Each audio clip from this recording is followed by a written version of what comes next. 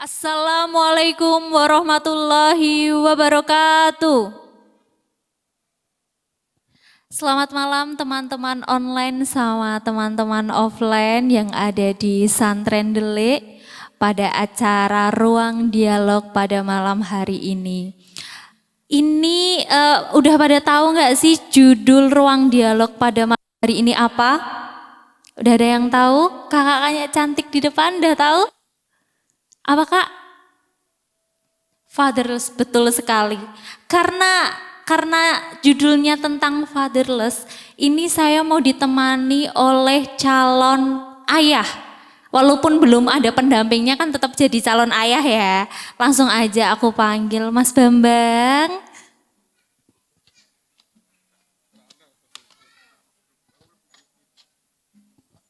Selamat malam Mas Bambang. Ya, selamat malam Mbak Jangan Ayunda. jauh-jauh dong. Saya agak takut sama Mbak Ayunda. Aduh, saya nggak gigit, tenang aja.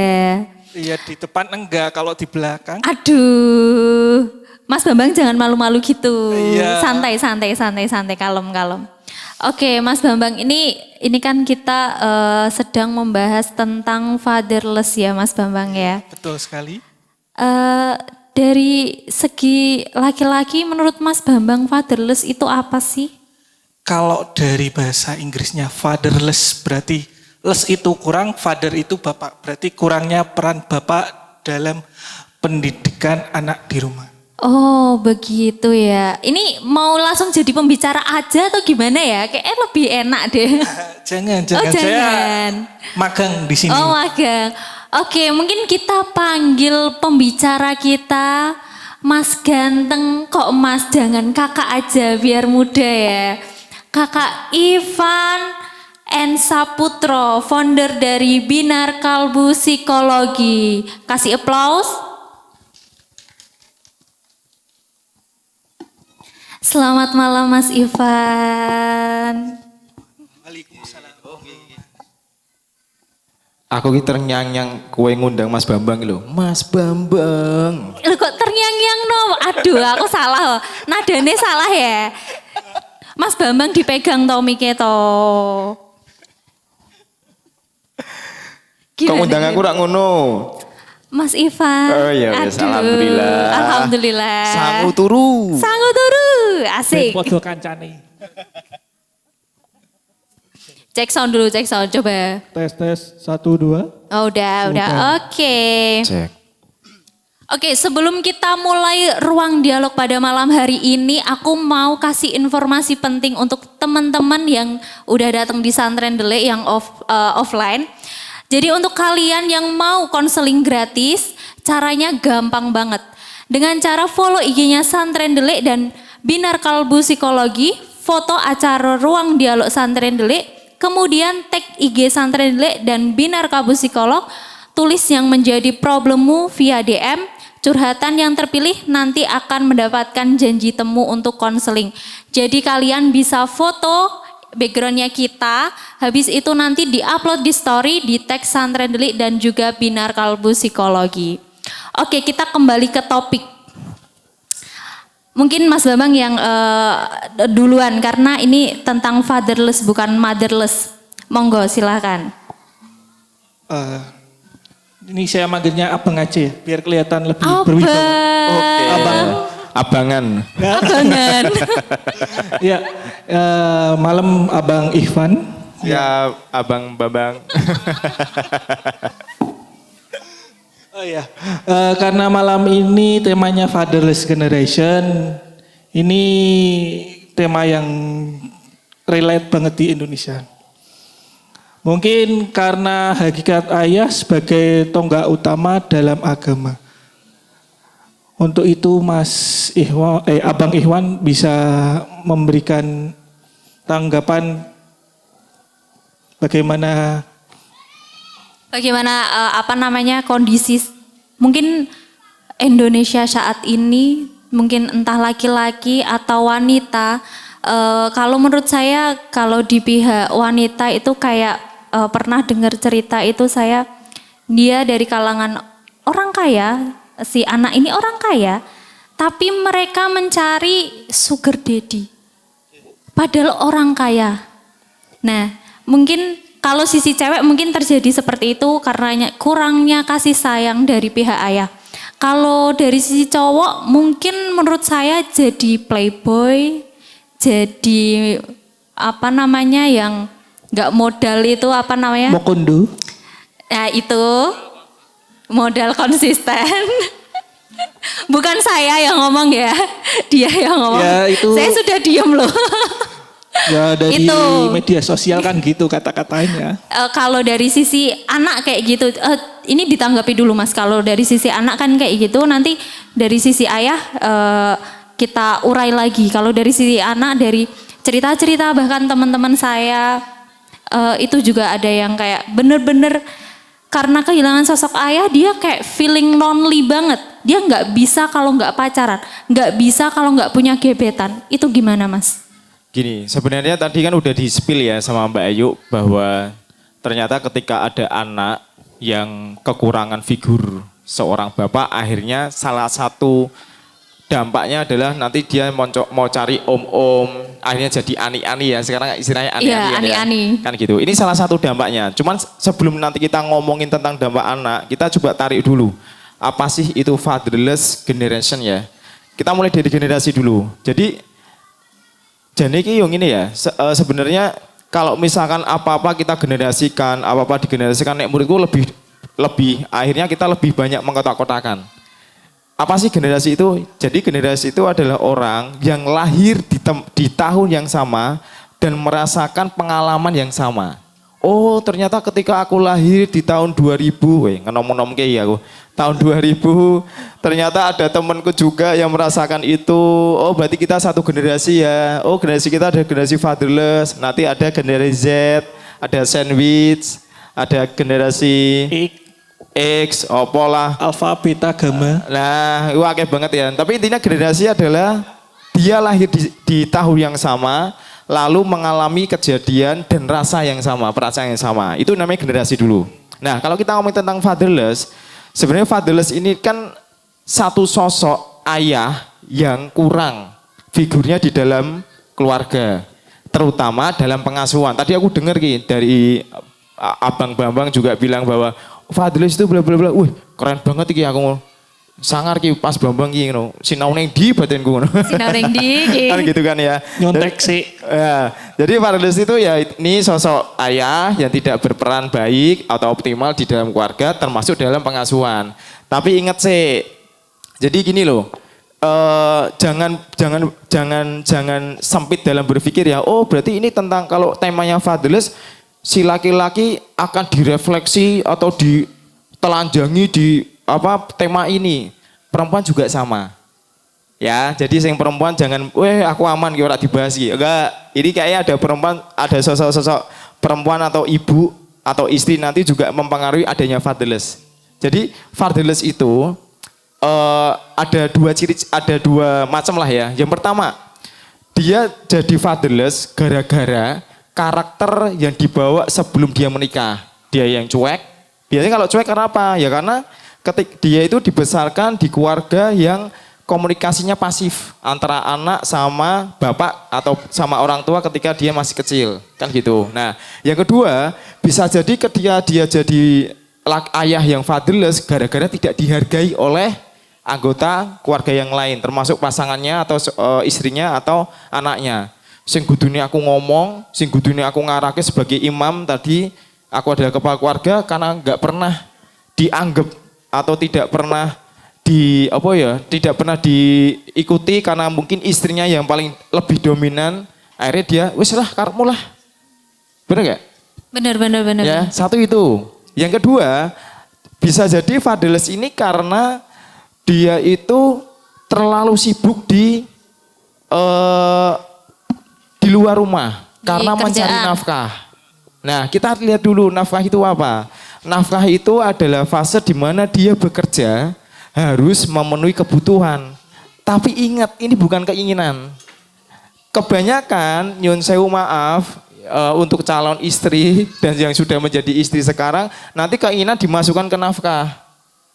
Nek kebutuhan kan makan, sandang, pangan, papan gitu kan ya. Tapi nek misalkan tuku emas, jalan-jalan luar negeri, Keinginan cewek itu. Keinginan. apakah itu termasuk nafkah?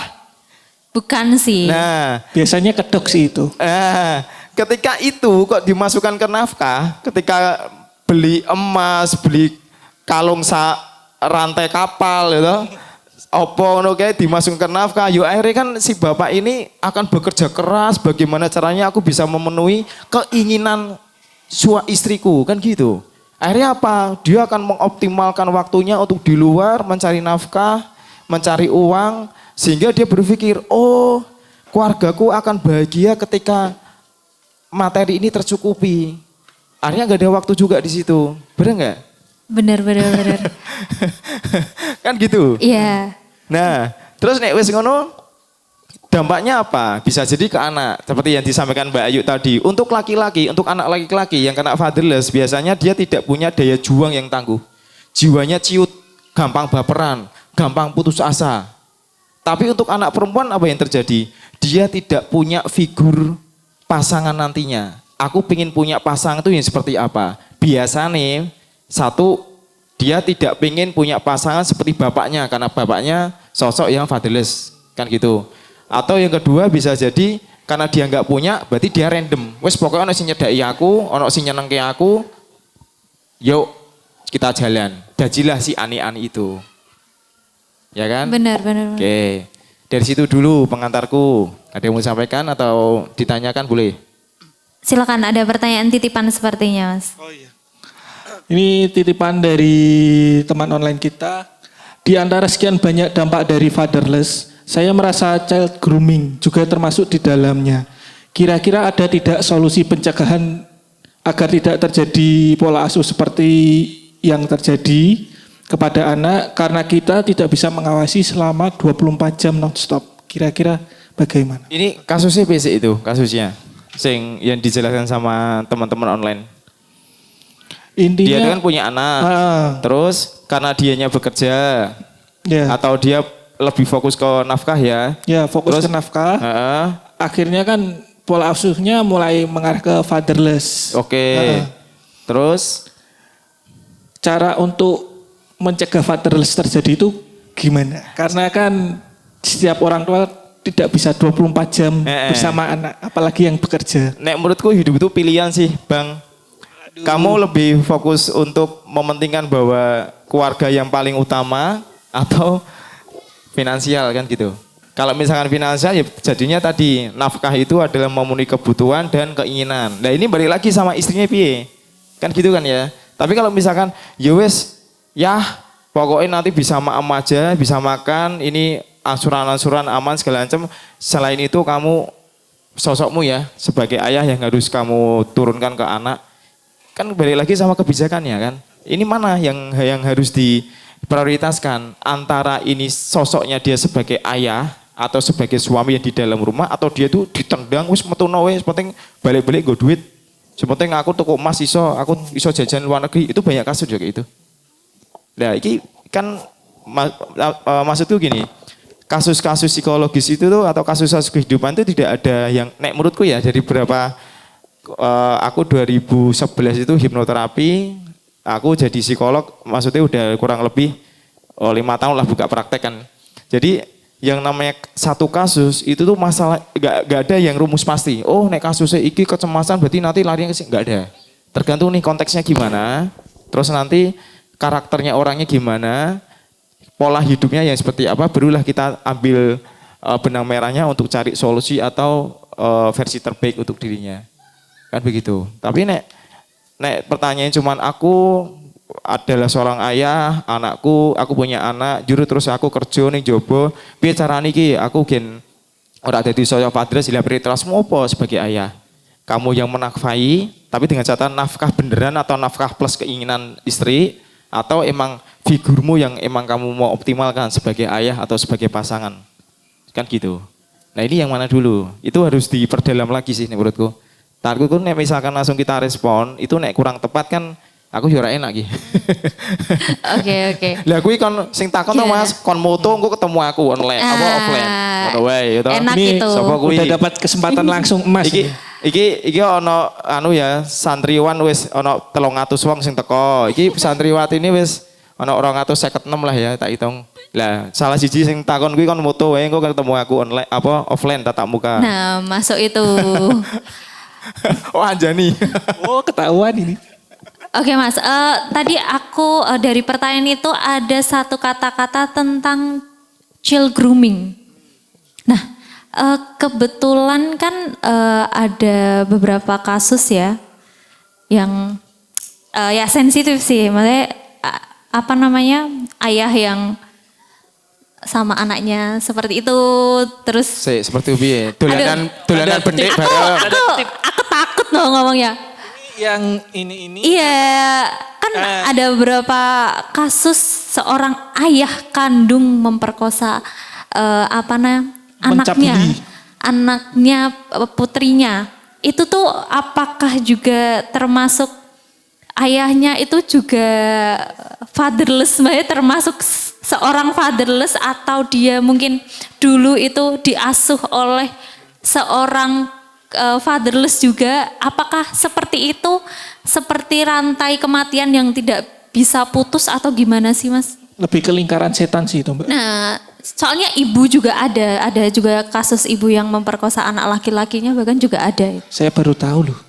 Itu nek menurutmu yuk, itu tuh emang fokusnya emang bapak kandung atau bapak sambung nek menurutmu? Kandung. Soalnya Kandung. di apa namanya ada di desa saya juga. Itu bapak kandung.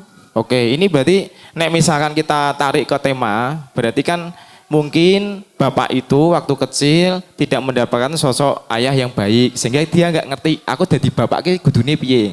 Kalau misalkan kita tarik ke tema ya, tapi kalau kita tarik ke luar tema, ya berarti kan dia ada satu kebutuhan yang dia tidak terpenuhi. Ingat, kalau kita ngomongin tentang keharmonisan keluarga, ada yang namanya komunikasi, finansial, seksual. Sing paling dasar 3 aja wis. Kok salah satu ada masalah, itu yang membuat akhirnya masalah-masalah lain itu masuk dari jalur itu.